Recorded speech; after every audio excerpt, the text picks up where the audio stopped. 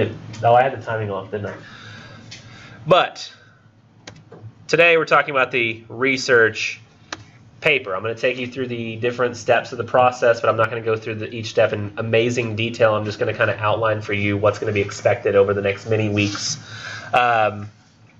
Hopefully at some point, maybe weekly, you go down to the calendar of the class and you look through and see like what's going to be required in the course or what's coming up. And hopefully you've seen that, today I assigned the research paper. Next time we have that grading conference, so Tuesdays when you're only going to come for that one little time slot. And let me be clear about that. We're not having a full class that day. It's just you come for that time slot. So don't come for the whole class, just a time slot. Then we're going to be covering logic and argument and how to search for a research paper topic next Thursday. I'm going to continue our talks of argumentation and pathos, ethos, logos. Week 10, day 1. Then we're going to talk about articles and reading them for bias. Week 10, day 2, and turn in the planning that night. That's 2 weeks from today. That's the first step of the research process. Week 11, day 1, we're going to talk about creating an indentated bibliography. And day 2, that bibliography is going to do that night. Week 12, day 1, we're discussing sample research papers. Then we're doing a peer review the next class and then turning the paper in that night by midnight.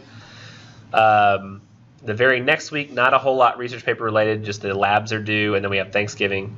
But then the week after that, I'm talking about how to do the research presentation. Then we're having another grading conference. The final paper revisions are due, which includes research paper revisions.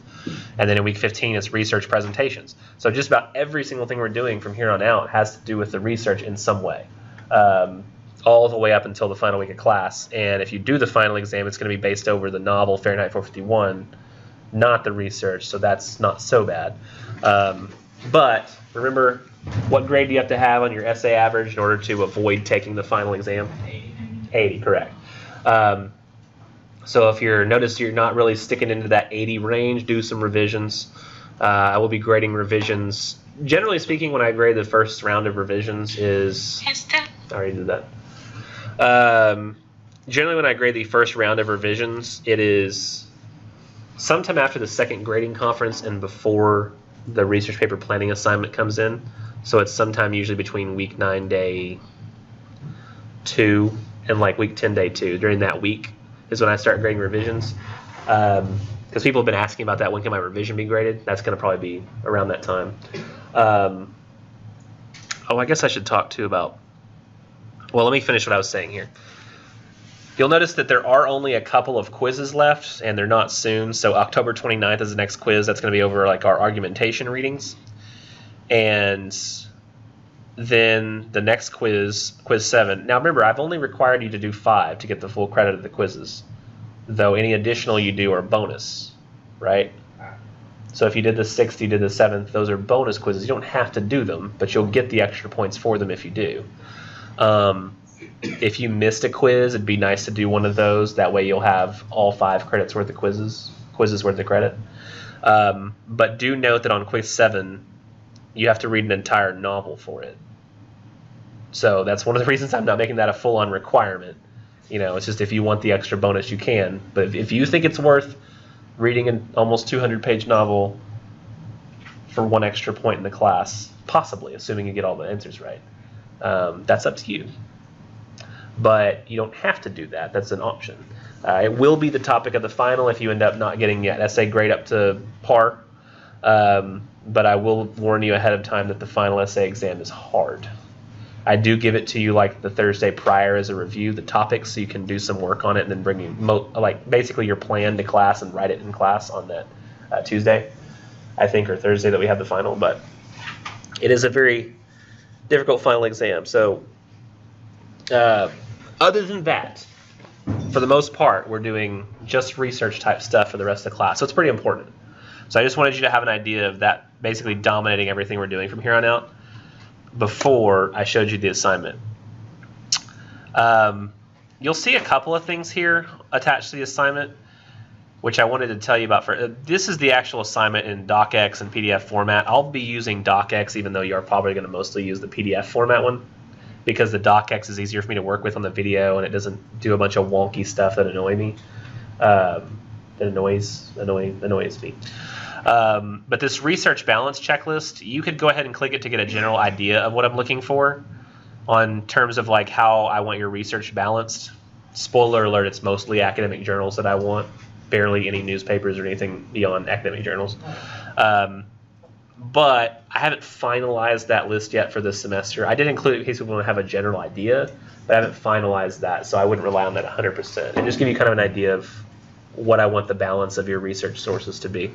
But you can, for right now, click on the assignment itself. And do note that the research paper link itself is not here, only the planning link, because that's the first step of the process, and so I only post them one step at a time. So let me click here, open it, and we'll get started. Microsoft Word, enable the editing, do it on one page, make it lots bigger. You remember that song from Mr. Rogers? It's an official Mr. Rogers song. Y'all probably never heard of it. Okay, assigned week 8, day 2. Each due date is 11:59 on Blackboard for the date listed on this page. Each assignment is, or the assignment is composed of the following 8 steps. I've basically broken down each step of the process that's due along the way. The first one, fairly simple. Choose a research topic. And I'm not going to detail each one of these things right now. I'm going to detail them in the coming minutes, but I'm just basically going over the outline here first. Then a research paper planning will be due after you've chosen a research topic, and it's going to be due 2 weeks from today. It's nothing really but a works cited and a thesis. That's it on that assignment. Annotated bibliography for research paper, that's going to be due the week after that. That's a little more extensive. It's summaries of each one of the articles that you're going to be doing for the paper. You'll also have to evaluate the arguments of those articles. So it's a little harder, but doable. The peer review, the only peer review we'll have in class this semester, and it'll be in class on week 12, day 2. And it counts for 5% of your overall grade just showing up with a draft of a paper that day, so it's kind of important.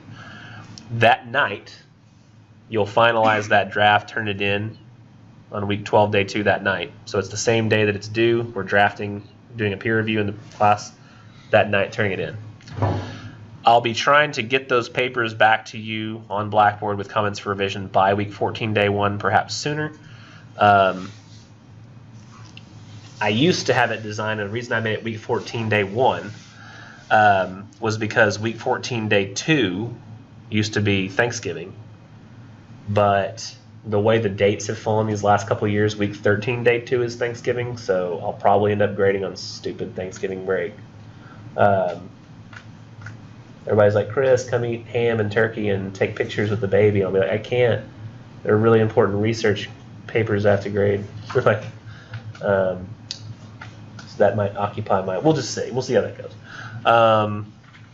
Then I'll have the research paper revisions are due. It says due on week Blackboard week 14, day 1, but I'm actually going to change that to 2.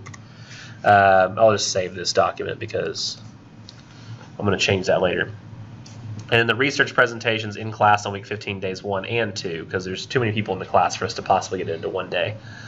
Now steps 2, 3, 5, and 7 of the process will be turned on Blackboard, so the planning, the annotated bib, the paper itself, and the revisions. And now the formatting, basically the same way we formatted all the other papers. Just make sure, like you hopefully have been the last few papers, this one's third person only. No, I, me, my, us, we, our, ourselves, you, your, us. Yourselves, none of that stuff. Only objective third person. We shouldn't hear any of like your personal thoughts and like, oh, I think, or anything like that. I am going to pay a little more attention on this one as to whether you have your last name and page number on every page except the first page. Which I can show you how to do that if you need me to show you again. Now with the grading, it's not really breaking down the grading, but it's showing you how the grading shakes out in terms of percentages for each one. So it's 700 points for the whole research assignment, which breaks down to 35% of the class. It's 100 points for your planning and your presentation combined, which is only 5 points for the planning, but 95 points for the presentation. And really, I don't do that exactly accurate to that. I do it 10 points for the planning and 100 points for the presentation. So you actually end up getting a bonus point in there in the class. assuming you do both. But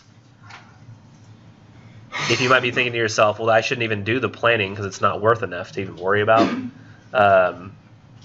I will not let you turn in any other part of the research process until you've got the planning in. So you have to turn that in before. It's kind of like like you might think to yourself, oh, this key is little and stupid, but you can't get through the door without the key, so you've got to have it, right? It's a decent metaphor, I think. Decent, not great. But the research paper planning is the key that opens up the rest of the assignment. Granted, I know it's a door you don't really want to go through, but you do kind of have to. The annotated bibliography for the research paper is worth 100 points, so as much as the presentation. The peer review is worth same as those as well. And the paper itself is worth 400 points on its own, or 20% of the course by itself. Now, the reason this is all worth so much is it is the biggest assignment of the semester, because it's the culmination of all you've learned. To aid in your success, I've got a few steps in this process. You'll have conferences with me, so you can talk about your current class grade, but if you want, you can also ask about your topic, or possible topic, and you're submitting your thesis sources for approval. You're also going to get familiarized with your articles before being thrown directly into your paper's argument with the annotated bibliography. And just FYI, research papers copied and pasted from the internet at the last minute have had at least close to 0% success rate in my class and are an instant 0 with no chance to revise if you plagiarize. So just follow the steps. It's much easier. The best I think I've ever done at catching plagiarism was one time I was reading an essay, and it just did not sound like the individual. I was like, this does not sound like that person usually writes. Couldn't figure out exactly what was going on. Something just sounded a little off. I finally saw something. I looked for ways of trying to figure out if it was plagiarized based on just the essay itself, and then finally I saw something that gave me a hint. And so I started doing more searches, and I finally located the essay that it was plagiarized from. What had happened was the student read an essay, a research paper, with sources in Spanish. Oh my God. Translated that essay into English, not using Google Translate, but through their own translation, which was actually it was pretty decent. But I found the original Spanish essay, and I had to make a case, to my superiors if it came to that, by pointing out how sentence by sentence the topic of every sentence was exactly the same, despite the fact that they were in two completely different languages and they used both the exact same sources, yet this paper was posted like 5 years ago. So it was the proudest moment of my plagiarism catching career. I felt like kind of a Superman kind of deal. Really like Batman, because he's the better one. So I felt like Batman, like investigating. But I was also like simultaneously I went, yes! And then I also went, oh, I'm so disappointed in them. So it was like a bittersweet moment. I prefer never to have to catch plagiarism, because while it makes me feel like a complete and total badass, I also feel really sad. I become a sad ass. That's not a thing you can say, I don't think. Somehow it makes the A word sound like a bad word when it wasn't before. I don't know, is that still a bad word? Would I say it in church? No, I probably shouldn't say it. Don't plagiarize is the easiest thing, because not only I get very irritated when I think that something's plagiarized, because then I have to look it up and spend a lot of effort, and when I eventually find it, I'll be angrier that you wasted a lot of my time. So I'm not going to want to give you any extra chances, any extra shots, because of how pissed off I was that what was supposed to be a 10-minute grading sit-down experience turned into a 45-minute investigation. God, that pisses me off. Just don't do that. Let's see. God, what else was I going to say about it? I feel like there was one more thing I had to say about that, but if I think of it later, I'll tell you. No plagiarism, please. So, any questions about that so far? No? I want to warn you, I hope it's not overly distracting, but I'll probably reach up and it might look like I'm picking my nose the whole class, but for some reason the inside of my nose is really itchy and tickly right now. and it's really bothering me. I may even reach up and go like this because it's just annoying. And I do apologize. I can't help it. My nose is one of the more sensitive parts of my face. I mean, like, I can't smell very well, strangely, but like the tip of my nose and like around here, if something touches it, it drives me nuts. And so I'll just be going like that constantly. I think my mustache is growing into my nose, like touching my nostrils, and I don't like it. But I can't talk the whole class like this because that would be weird. So let's talk about the first step of the process, choosing a research topic. You'll need to find a debatable research topic for research by visiting the Opposing Viewpoints Resource Center database from the PJC database page. That should be resource. Save. There will be a presentation given in class to explain how to access this database and choose a debatable topic for an argumentative style paper. But simply put, it's best to choose a topic with some degree of controversy surrounding it. You should give yourself ample time to search through the databases, as choosing a topic with a lot of freedom can be daunting. And there are literally hundreds of choices listed in the Opposing Viewpoints Resource Center database. Note, you cannot write your paper about physician-assisted suicide, since that is the topic of the provided sample paper. So if anybody's like really hoping to write about physician-assisted suicide, you're like excited about it, you can't anymore. No euthanasia. My bad. Yes? Do you pick the topic for us, or? I do not. And that might be kind of daunting, but my suggestion for what everybody does here is, I know that there was a way that you approached this other paper, the Essay 3, where you went to the main website, you went to Quick Links, Library Services, scrolled down the databases off campus because Alpha and Topic do not work unless you're on campus.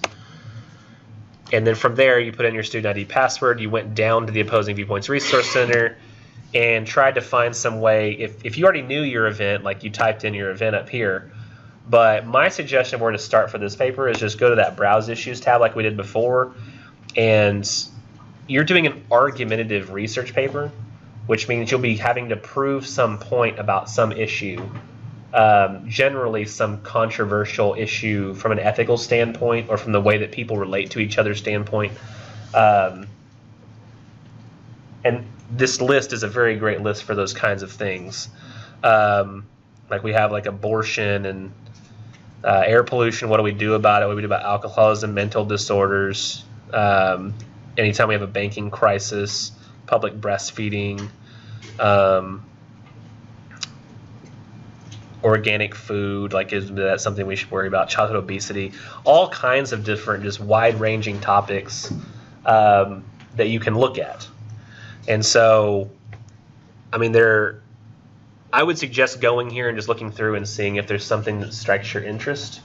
Though I would caution you not to pick something you already have a pre-developed opinion on. Like, you're totally welcome to do it, but this is just my suggestion, that if, like, for example, you want to write a paper about gun control, and you know ahead of time that your paper will eventually come up with the conclusion that if they want to take my guns, they're going to have to pry it from my cold, dead hand. Maybe it's not the best topic for you to choose. Because I feel like no matter what you see out there in terms of articles, I mean, think to yourself, if there's a chance, if you were to go out and start reading articles, and you think there's a chance that any of those articles you read would actually change your mind to the opposite opinion, then that's probably going to be okay. But if you think that no matter what you read, you're going to end up deciding, but we should still have guns, probably not the topic for you. Like, you should go into something that you don't already have kind of a bias on. Gun control would be okay for me because while I generally feel like people should have access to guns, that's something that's in the Constitution, I personally don't own a gun, never want to. I'm so afraid that I would accidentally shoot myself or it would blow up in my hand. I'm just terrified of them personally. But I feel like other people are completely capable with guns and responsible and would clean them as they should. And so they're going to have no issues and they have that constitutional right. But I haven't done a lot of research on it because since I don't personally want to own a gun, but I think others should, I'm kind of open to whatever the research shows. So I'd say that's a pretty decent topic for me, but for somebody who's like, you know, you've got like 12 guns in a cabinet at home that you go and shoot on the weekends, I doubt there's anything you're going to read that's going to make you go, oh, well, throwing these out, you know, and who wants free guns? I didn't realize it was such a terrible thing. If you don't think that's a possibility, then it's probably not the best topic to choose. Choose something that you feel like the research itself would teach you something you didn't already know and maybe direct your thoughts on the matter. Like one time I had a student and she did research on legalizing marijuana, but she did it because her son had recently gotten a job in Colorado in the marijuana industry. And she was like, I really didn't like marijuana before, but now my son has a job at it, not sure how I feel, you know, because you don't want to think of your baby as being a drug dealer. So she was trying to reframe what does this mean in her head, and she read about it and decided, well, you know, I'm kind of a little more positive on it, but now only for medical purposes, not for the recreational like my son is involved in. But she did slightly change her opinion on it. Based on the research that she saw. So that's kind of the way I would like you to approach a topic, is something you don't already have a preconceived notion on that will not change, because that is essentially bias. When you have when you have an opinion not necessarily based on completely and totally rational reasons, but based on a feeling that you have inside that defies logic at times. That's what bias is. And I'll try to mention that again later, because some people are still a little confused on exactly what bias is. Bias is not an opinion. If you have an opinion, that's not necessarily bias. They're two different things. Now, some guidelines for choosing topics. I don't, because I do want a controversial issue, something with a degree of controversy, and you'll have to take a side in that controversy. I don't suggest picking anything like cancer as your controversial issue. Let me ask a question. Who hates cancer in the room? Okay. Who's a big fan of cancer? Big cancer fan? No big cancer fans. Nobody who really likes cancer? That's pretty standard, right? So if you choose cancer as your topic, I want to research cancer. I mean, what are you going to... Cancer's bad. You know, that's a paper that doesn't need to be written. Everybody feels that way. So I don't think that that's a very... Now, if you wanted to go with something controversial within cancer, like you maybe have a problem with the fact that I think there are cancer research foundations. I think that the Susan G. Komen Foundation, is that one of them? Is that the one with the ribbons? They actually spend more money per year litigating, meaning pursuing legal action against people,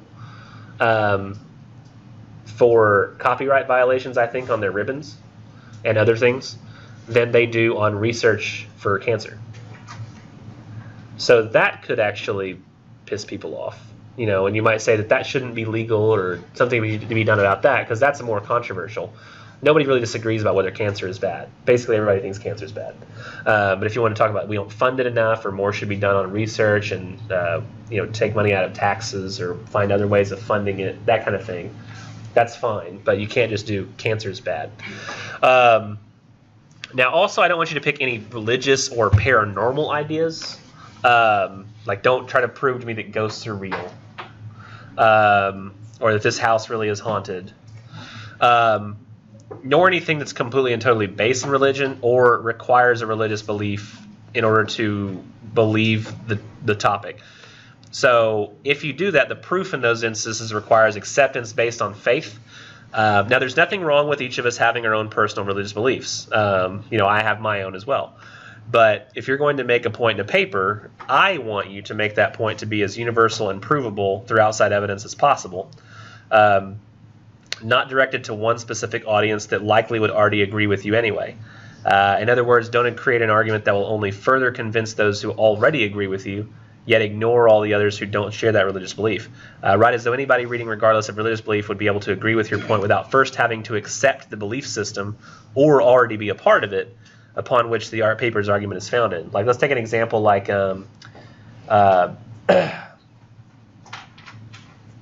gay marriage, okay? I've been using abortion, but let's use gay marriage this time. Let's say you don't like the idea of gay marriage. And why? Well, because, throughout the Bible, homosexuality is, condemned, okay? That's fine, to have that belief as part of your, religion. It's fine to talk about, your friends or people you go to church with about that and like, hey, I'm really not okay with this. However, if you're going to write that in a research paper, that's not a universal argument. If you were to go to like a Christian and say, I really don't think so because it's right there in the Bible, homosexuality, and like what is done to homosexuals in Sodom and Gomorrah and stuff like that. And so that person's like, yeah, me too, man, I feel you. But then you go to somebody else and you make the argument, you're like, yeah, I think it's right there in the Bible. And the person says, oh, I'm an atheist. And you're like, uh-oh. Well, you're going to have to come up with some sort of other argument. You're going to have to come up with an argument. Because, to me, it's when you're talking about this, it's all about the result. How do you get the person to think with the result that you have in mind, which is no gay marriage? Like, you just want to convince them no gay marriage. The Bible's not going to work. You have to come with something else. Now, I'm making this up. I don't know if this is true. In fact, I lean toward thinking it's actually probably not. But if you say that, like, write a paper, you find some research that states that the children of gay parents tend to have more psychological problems, more behavioral issues in school, that might be an argument that you could make that might, help convince an atheist a little bit, because they're like, oh, I didn't realize that there were some scientific problems with this beyond just the religious issues that people often cite. Like, okay, I kind of understand.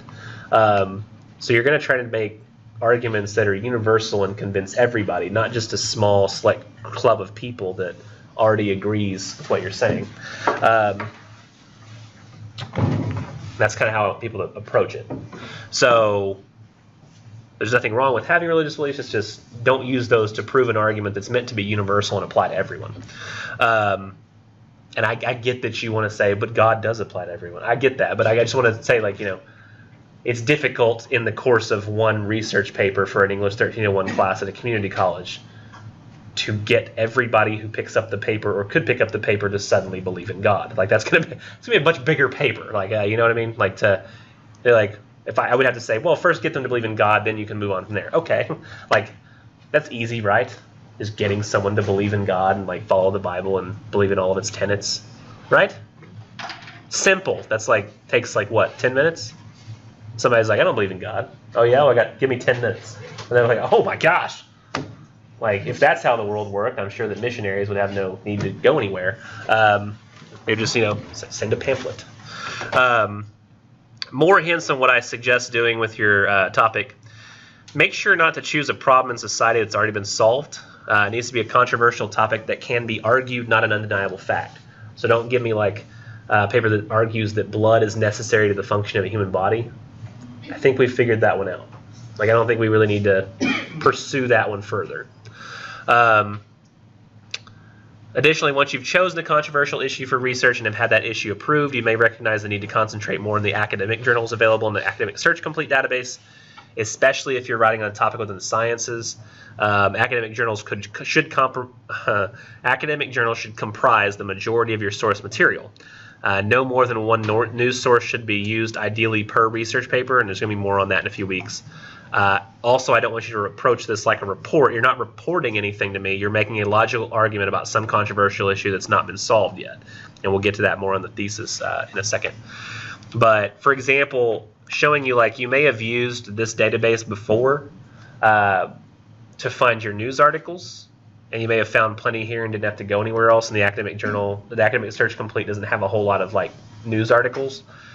But let's say I go to something like cosmetic surgery because I'm interested in like cosmetic surgery and its effects and like should we do something about it.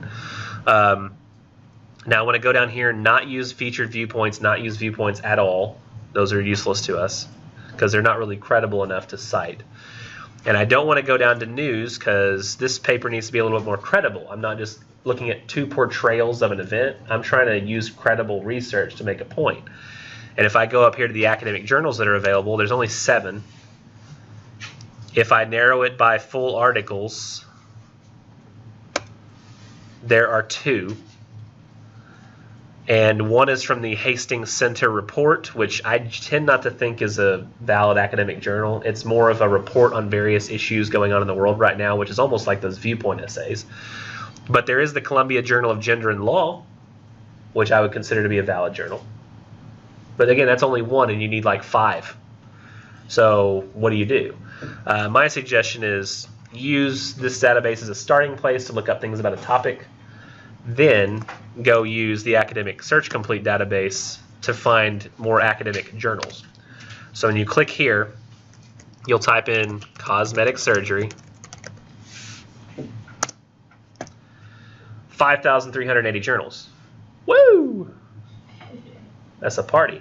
We need to get that party down smaller. So then we'll click our friend scholarly peer-reviewed journals. I'm sorry. Just remember our friend. You're the guy, the library guy. Our friend. Everything was our friend. That was fun. Remember that? That was fun. So what I'm going to do first is check the box that says scholarly peer-reviewed journals, because that limits it to the journals that a group of their peers have read their articles and made sure it's credible before they allow it to be published. So that's going to narrow it from 5,380 to 4,356. I really kind of only want academic journal sources specifically, not the book reviews or magazines, so I'll check this box as well. And I really kind of am okay with having articles from the past 7 years, but actually we may even go further, because I don't know. I'm going to do this first, and then I'll tell you why we might even go further in the future than that. So it's down to 2,233 articles. You may see articles like this: cholesterol granuloma presenting as a mass obstructing the external ear canal. Like, that's not really, there's not really controversy there for you. It's like a method of doing things. I don't really want y'all pursuing like what's the truest way, or like what's the truest. I don't want you doing like conspiracy theories and like what really happened. So I don't want you picking like Jean-Benet Ramsey, who really killed her. I don't want you doing like, serial killers. I know. Because I don't feel like there's anything controversial there. Everybody hates serial killers. Like, there's not really anybody who's like, oh yes, they should always be let alone to kill as many as they want. Nor do I want you saying like, oh, here's what's really happening in this scenario, or I don't want you to try to solve cancer, like cure it. I mean, let's be honest. Is the cure for cancer going to be found at PJC in an English 1301 comp class? No. Yes. I just don't think that. If that's the case, go be like, listen, Harvard, Yale, I think I have a cure for cancer. They'll give you a scholarship. You'll cure cancer. They'll say it's theirs and their research that helped. And everybody lives a happy life. But you're not going to be like, well, I'll just do my first few years at PJC to get, stuff under wraps, But that's not how that should work. I just don't think we're going to solve cancer in this particular course this semester. But again, stuff like total knee arthroplasties performed with a mini incision or a standard incision, similar results at 6 months follow-up. There's not really a whole lot I can do there, because that's not really dealing with ethical issues. Also might be articles like Satisfacción y motivación de cirugía estética en mujeres y su relación con los esquemas desadaptativos de temblor. I can't read Spanish. Well, actually, I can tell you roughly what it means. Satisfaction, motivation of the something aesthetics in women and the relation with the schema of maladaptive time, something like that. It's similar. Huh? Temperature? Yeah, it's something along those lines. But a lot of these might not help you at all. So you kind of need to limit it by the subject. You're thinking, okay, I'm really more looking at like reactions to ethics in getting it. So you look at subject and find, and again, that's not going to help you unless you speak Arabic. Treatment, maybe. Therapeutic use. Surgery, rituals, and realities. That's a good one. The ethical practice of evidence-based medicine and review for plastic surgeons, that might have some stuff. But again, I'm finding something closer to that 5 article amount that I need to have that's really more related to the ethics of doing cosmetic surgery. Pediatric facial transplantation ethical considerations. So like doing face transplants for children, like that's something I hadn't, like that's actually, bless you. I had only been thinking about it for like elective surgeries, not really the necessary ones. And I guess things pop into my mind now, like cleft lip and palate surgeries. Those are common cosmetic surgeries that are necessary. My wife actually had one of those. Could y'all even tell? Like, if you look at my wife, can you tell that she had a cleft lip and palate when she was born?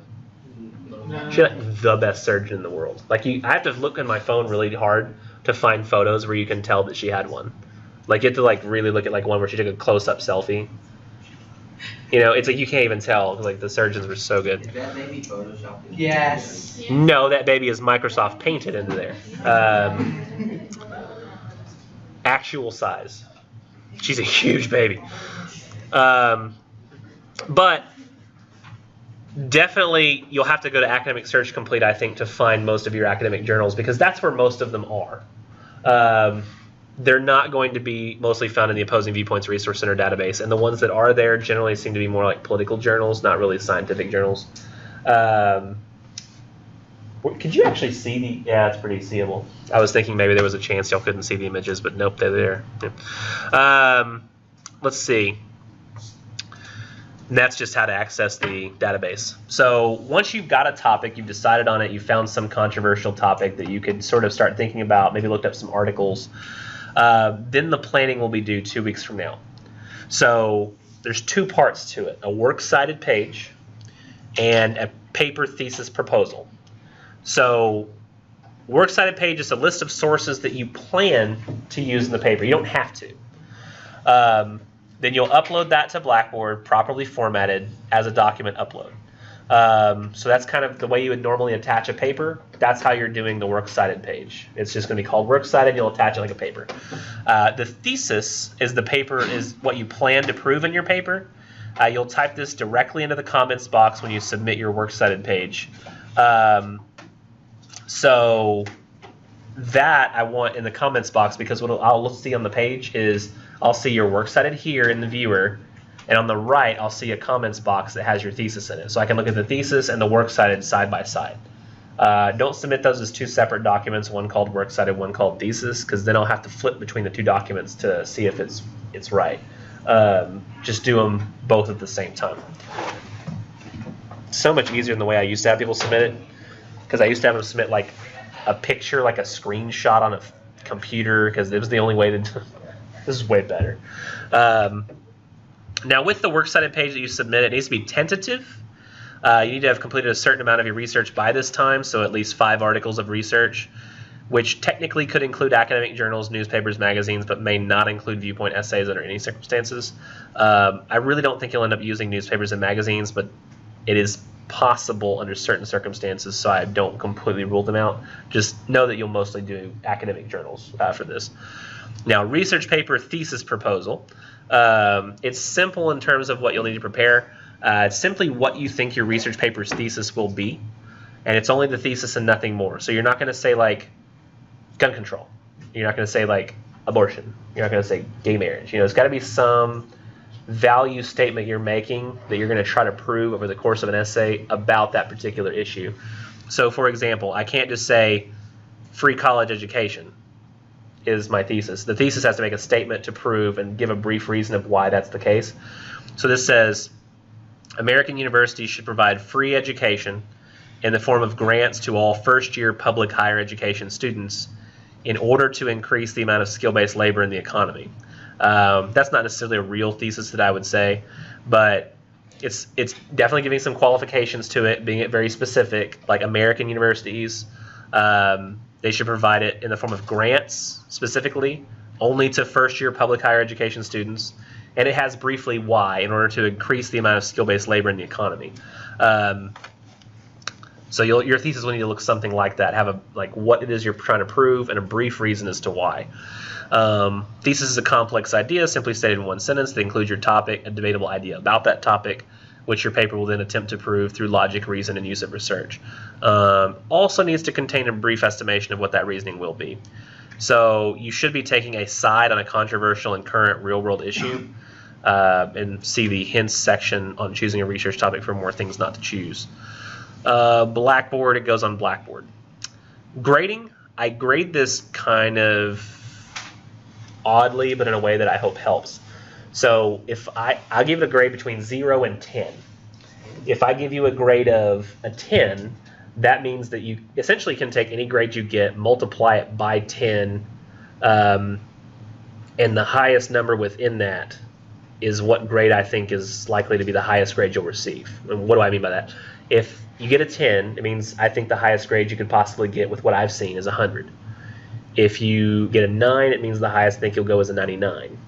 If you get an 8, that means the highest I think you'll go is an 89. So you won't get out of the 80s. 7, 79, 6, 69, so on and so forth, all the way down to 0. So if you end up getting a 6, it means I really don't think you'll end up passing with what I see here. So as a result of that, I require everybody to revise anything that's not a 10 or a 9. And turn it in again and again until you get a 10 or a 9. That way, you're at least guaranteed to be going into the paper with something that could possibly get an A. Some circumstances, I might give you an 8 and say, listen, it's just one minor change. You make that and you'll be fine.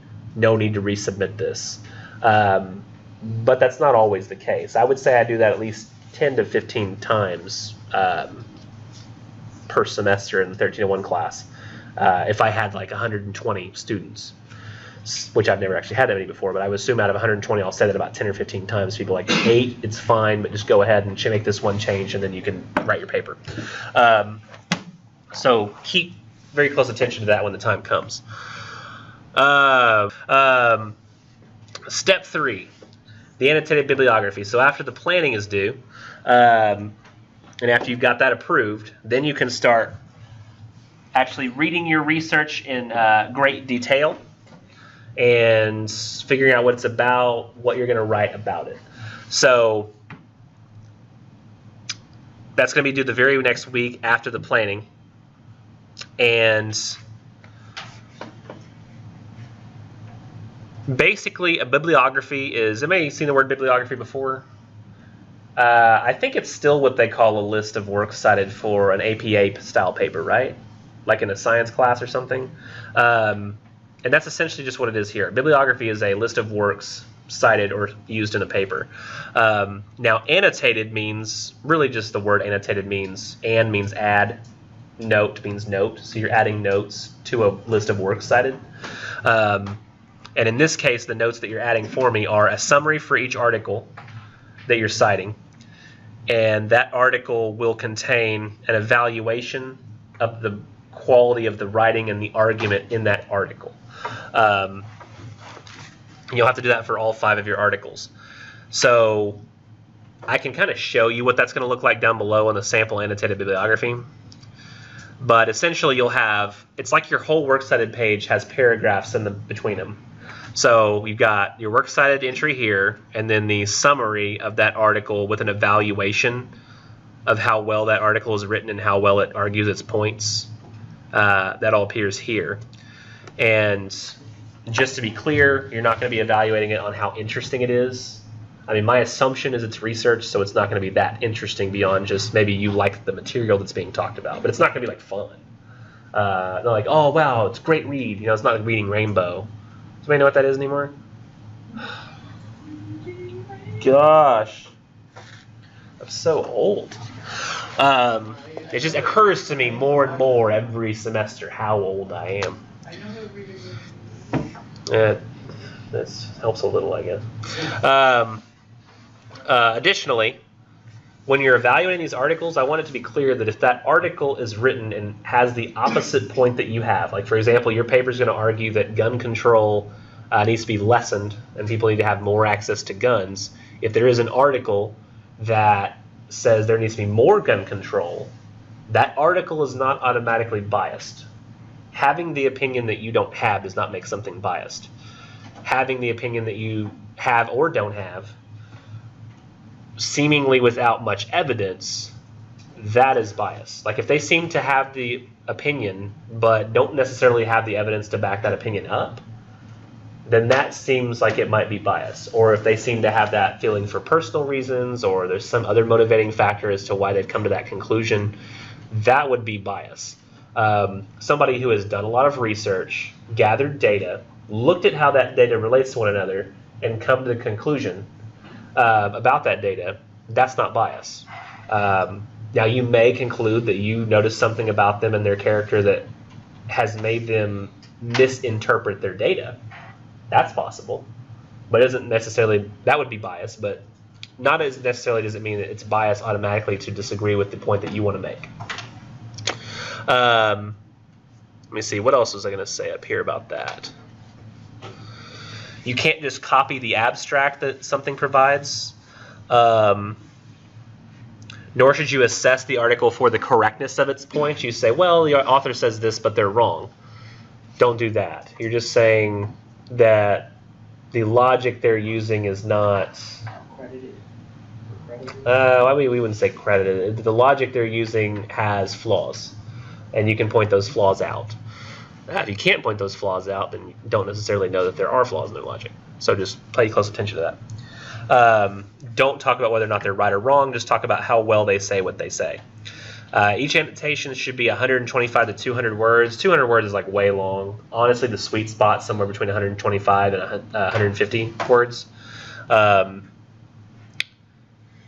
Oh, good. I said this too. Remember that an article is not biased if it merely disagrees with the beliefs you have. It's only biased if it seems to arrive at the thesis with little valid evidence, seemingly motivated by personal, almost desperate need for its thesis to be true. Okay, yeah. Right. This does say that the length is 625 to 1,600 words, which is a really weird range.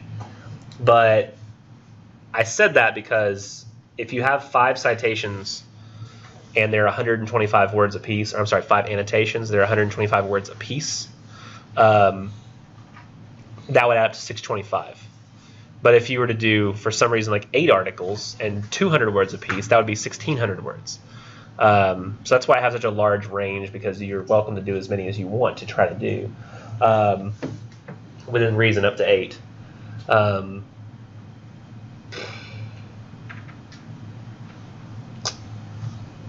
One more thing I want to say about that. What was it? Oh, make sure that when you're doing the word count of each one of your annotations, you're highlighting those individually. Don't highlight the annotation, like the whole document, because it's going to include all the citations, which are usually about 50 to 75 words apiece.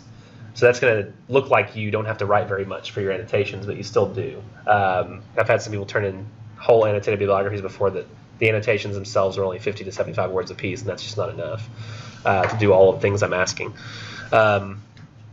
So make sure that you're doing 125 words total for each one at least. Counts 100 points, the research paper assignment. Now, if you don't include the works cited entries, only the summaries, I'll give it a 0, and you'll have to put the works cited entries in there. Not web addresses pasted, not you're writing the author's name and nothing else. Like, it's got to be a valid MLA citation. Let's see, step 4, the peer review in class. You can bring a draft of the paper either on a piece of paper printed out, a tablet PC like a Microsoft Surface or iPad, a laptop, or a large phone. I mean, if somebody was willing to bring an entire desktop PC, I guess I would allow that. It would just be weird. It's never happened before, but I mean, sometimes I see online people take like those things into Starbucks and like play like a whole PC in there. It's crazy. But if it happened, it happened. You'll peer review with 3 different people. They'll read your paper. You'll read theirs. I'll choose the people. And then it's 20 minutes per draft. And then we leave. It does take up, it's 5% of your final grade though, so it's important to come on that day. And it only has to be a draft. It doesn't have to be like your final finished product. You don't have to bring your articles. All you have to bring is the paper itself. So no worries there. Let's see. I'm not going to be taking it up. I'll let you leave with it. I'll just check it to make sure everybody's done peer review correctly. Then that night, week 12, day 2, which is 4 weeks from today, the research paper itself is due. So using your research materials and a well-developed thesis, you'll write a research paper which supports that thesis about a topic that was researched using Opposing Viewpoints Research Center, or, I really should say and/or, the Academic Search Complete database. This research paper must be at least 1,250 to 2,500 words, so roughly 5 to 7 pages. It'll need to be organized exceedingly well, have a clear thesis, and use at least 5 sources that are articles from an annotated bibliography. These sources must be cited internally through in-text citations and follow MLA style. The next paragraph just says, make sure that you don't ramble and that everything that you write is related to what you're writing for the topic. Shouldn't be a completely unrelated idea. Blackboard. Turn it on Blackboard. Format. Try to give it an original title, something related to your thesis, like An Equal Opportunity Future, Funding Grants to Increase the Labor Force of the American Economy. See how it's related to that thesis idea from earlier. Make sure you have a page number and last name in the top right of every corner, every page, except the first page. Not every corner of every page, the top right-hand corner. Make sure your works cited page has each of the 5 or more sources being listed in MLA citation in alphabetical order. You can do more sources, but 5 is the minimum.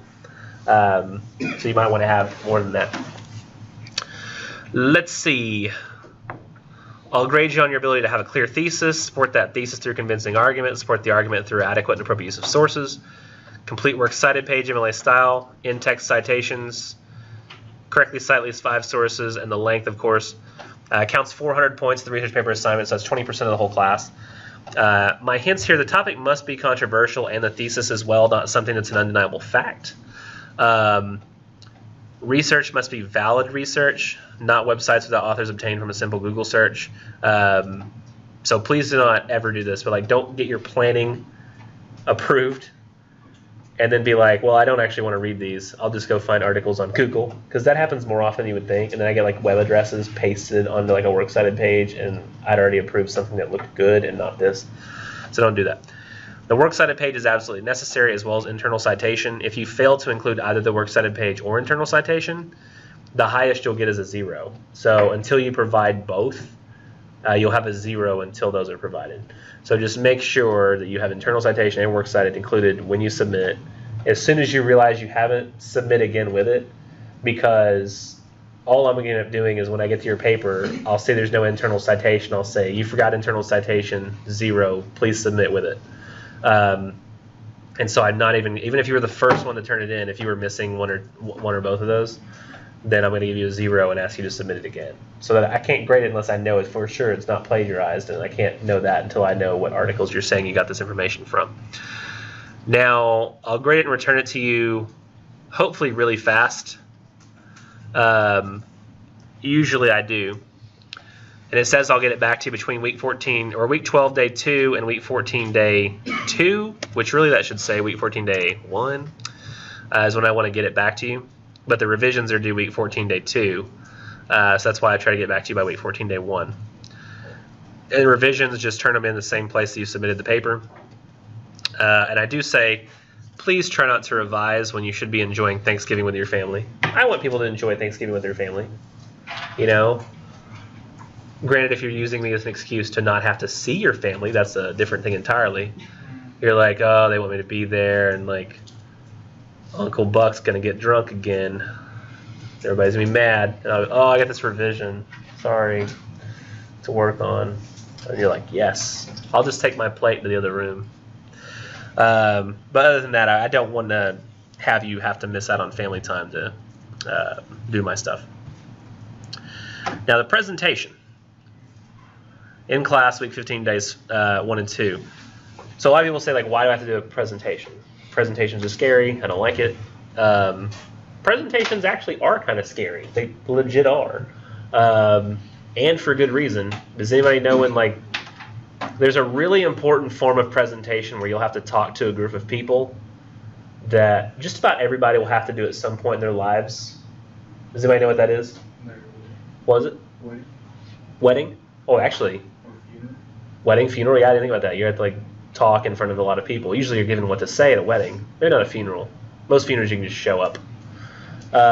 There are other scenarios though. Like, what are y'all all going to school for? Personal enrichment? What do you eventually hope to get out of this? Jobs, right? Yeah, job interviews. So you're like, I don't like talking in front of people. Well, one day you'll have 5 people sitting in front of you at the future job you hope to have, and you'll have to essentially give a presentation on yourself. And it's going to suck. So it's good to, right now, get used to the idea that you're going to have to talk in front of people, and why not a giant group of people? Yes? We're actually working on that in public speaking, though. Pretty much. Oh, good. Working on talking in front of a large group of people that That way we can get better at it. So. Yeah, that's something I think everybody should be doing. Sometimes people take speech simultaneously with my class, but not always. So that's why I like to do like this little kind of easy speech to sort of start you off on the idea of presentations in college. Mine's very simple. Here's what you do. You're going to get up here. You're going to say how you came up with your topic. Say what your thesis is. And then tell what each one of your articles is about, but very briefly. Then you'll field 2 questions about your topic. And you'll go sit down. That should take about 3 minutes. It can go a little over 3 minutes if you need to, but that's not very long, 3 minutes. I don't grade you on ums and uhs and repetitions and leaning on the podium or what you're wearing. What you're wearing now is fine. I don't think anybody's wearing like a 3-piece suit, right? No? Okay. Or even a 4-piece suit. I really don't even know what 3-piece suits means. Like, I'm not a classy guy. Like, I don't even own a blazer. No, I do. It just doesn't fit because I bought it when I was skinny. I look like Chris Farley on the Tommy Boy. You remember that? Fat man in little coat. You remember that? No? Nobody is as old as I am. It's an unfortunate. Well, good. Is it on Netflix? No. Oh. I still have it on VHS. I don't know which one. What was that? Did you hear that? It sounded like either somebody cheering or what? What was what? Somebody was growling. Growling? It sounded more like. Yeah, I thought it was like. I couldn't tell if it was clapping or like a sigh or a yawn or somebody scraping a shovel across a gravel street. Oh, it was? Okay. No? No, you just said it would. No, that's not her. You said it would. No, I didn't. Mystery not solved. So the presentation is very easy, and you can wear like whatever you want, well within reason. You know, I mean, I think I'd probably draw the line at costumes. But there was a guy like the other day. He was really cold, and he came to class with like a pizza blanket wrapped around his shoulders. Yeah, I saw that. If you wanted to do your presentation with a pizza blanket wrapped around, I mean, you could totally do that. Probably not like a weird like Halloween costume. That would be strange. That'd be so weird if like a tradition got started. People just showed up and started doing like Stay Puft Marshmallow Man from Ghostbusters or Freddy Krueger. Or, like doing speeches on like cosmetic surgery and gay marriage. It's so weird. But that's the presentation. Very easy. I grade it very easy. Almost everybody gets 100 on that thing because I'm mainly just making sure you've at least talked about the thing you're supposed to talk about, even if you didn't do it perfectly. We'll go over this in the coming weeks, but we have a sample annotated bibliography and a sample research paper and the peer review sheet, what it's going to look like. So it's all there. The only thing you don't see is a sample research paper planning assignment, which, I mean, I guess I could. I show you in class, though, like the sample, so maybe that's good enough for that. Y'all have a wonderful weekend. Try to remember the lessons here, not the things you saw in this one. Oh, Hannah, could I ask you a question real quick? Just real quick.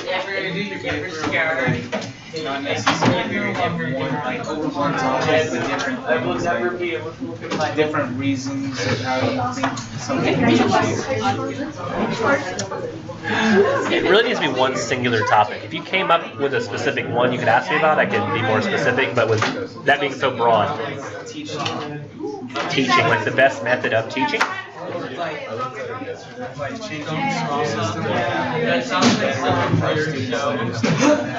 Probably pick one change. Like either get rid of testing or add healthy snacks to the school or add the arts, but don't be like do all these many different things. That's going to make the paper too big. Can we do an individual or What do you mean? like a person? You can't tell Candy. Like Karl Marx. No, now that would be a report. I don't want a report. Because a person is not controversial. Just maybe what they did was controversial and they shouldn't allow what they did. I was just going to ask when I can sign up when the registration for spring is, so I make sure I got you for 13 and 2. Oh, that I don't know. That would be a question for downstairs. I don't like that either, though. You don't have to ask the window lady. You can ask one of the advisors. If you ever see Daniel, John, Chastain, or Stephanie Pinkard or Picard, you could ask to just ask an advisor a quick question. Is what you need to say. Yeah. Bro, reading Rambo is the best though. I remember watching Yes. that when I I got to was see little their kid. Is it a really specific question about something specific? Oh my god. Yes. That is like, What is it? Can I do an article like that? You can do stuff on public transportation, but you need to be saying like what should be done about public transportation, or if there's something wrong with it. You'll have to find some controversy within public transportation. Okay. But yeah, you can do that. Okay. Dylan. What about some local governments and places in Canada and West Kentucky giving away heroin addicts free heroin needles to cut down on disease and any kind of other damage when it comes to injecting. Perfect. Sounds great. Yeah. Yeah, because a lot of people disagree with that idea. Yes. And Would DACA be a good? yes, that's fine. Yeah. Perfect. Thank you. You're welcome. I have no questions for you. I am so sorry about that. oh. I apologize so much Okay. because you're the only person I know in the room that is. I'm sure I have more. I just don't know. But you're the only one I know that's like a 16-year-old female. I am so No, it's like fine. big sorry. Like that was like shocking and like I felt like I was like, oh no, what does this happen? And like the whole rest of the time I'm like, oh my gosh, Yeah. freaking Hannah's in the room. No, You it's are- cool. you are It's 16, cool. right? Yeah. Okay, because I mean I have that in the syllabus, but still, you never expect like that to happen on the screen, and I was just like, oh my gosh, it was like a nightmare. Like It's I didn't fine. expect. I grew up with I have like 6 brothers and like. You have 6 I have brothers. 6 brothers, so I mean, there's younger ones and older ones. Like it happens sometimes. Are you the only girl of that many? No, I have 4 sisters. Good lord, there are that many Crabtrees. My gosh. Yeah. Oh wait, are y'all all homeschooled? We were, well, some of us, like the oldest, like Jesse on up, like they went to charter school for like a year, and then my mom took them out because they were like getting sick, 'cause they weren't getting enough sleep. Oh. My mom put the rest of us in school this last year because the little ones, not me, weren't doing their school. So Really? So like used to be a homeschool thing, but then I guess now it's all starting to kind of go to like regular school, like they're going in public school. yeah, the little Huh. ones go to Bowie in the high school. So Interesting. Hmm. I had no idea. Jesse never mentioned he had that many siblings. I think I knew he had one. yeah. I didn't know he had like that many. And my assumption when I had you in class was I was like, this must be Jesse's sister. Was my Only assumption. sister. Huh? Like only other siblings. That's actually what I thought. I did. Are there a bunch of like he always hung out with Mitchell Money? Do you have to know like does he have a bunch of brothers and sisters too? I know he has at least one. I think he's like 5 or 6. Good lord, that's crazy. I didn't know that. Everybody's got all these siblings. Yeah. I just had 2. I thought I had a lot when I was growing up. I was It's like, kinda boring. Like, you could, I mean, so it's cool. at least it's not like I imagine it's like when my wife watches. This is how I imagine it. Like my wife watches that Duggar Family, and everybody just kind of hangs out, has their own things going on like all the time. Yeah, that's what it's like. That's crazy. Like to me, it was just like I got to go to my room and stay there, and nobody messed with me. That was my entire Do childhood. that, but like everybody follows you. Like my little siblings will not leave me alone ever. It's like you go in your room and you're like on your phone and you're like, what are you looking at? And I'm like, oh my god. How do parents afford to raise like 10 kids? Like how is that a thing? There's 11. 11 kids. Like how do they afford that? Well, you see, we aren't the richest family on. I know that's what I'm saying. Is like how do people? Like I understand the Duggars. They got a TV show deal, Ever. huh? We don't go out to eat like at all. Oh, so it's all really like kind of subsistence living, Like what you need is what you get. So, yeah. Yeah. Otherwise, yeah. Yeah, I've always been curious about like how does a family like of 11 people survive, like and not like all look like hobos, like you know. But I mean, only like a few of us are left at the house, so I mean it's a little bit better now. But like Huh. growing up, like we never did like anything, so